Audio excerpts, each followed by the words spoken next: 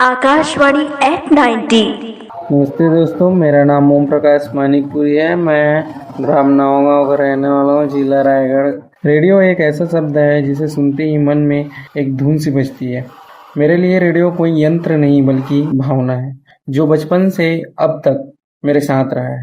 भले ही आज mobile, internet और स्मार्टफोन, स्मार्ट स्पीकर का दौर चल रहा है, लेकिन रेडियो की वो मासूमियत और आज भी मेरे जीवन में गहराई से जमी हुई है। बचपन में रेडियो मेरे लिए जादुई डब्बा था। उसके अंदर से आवाज आती थी, गीत बजते थे, कहानियां सुनाई देती थी।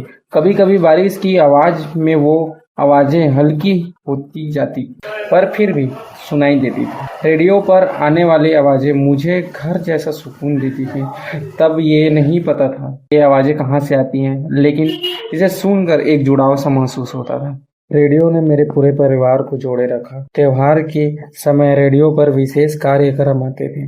पूरा परिवार एक जगह बैठकर वो सब सुनता था, बिना किसी स्क्रीन के। सबके आंखों में भावनाएं होती थी और होठों पर मुस्कान। आजकल के दृश्य दुर्बल हो गए हैं, लेकिन मेरी यादों में वो पल अमिट हैं। रेडियो के 90 साल पूरे हो गए हैं। मेरे और मेरे परिवार की तरफ से हार्दिक बधाई।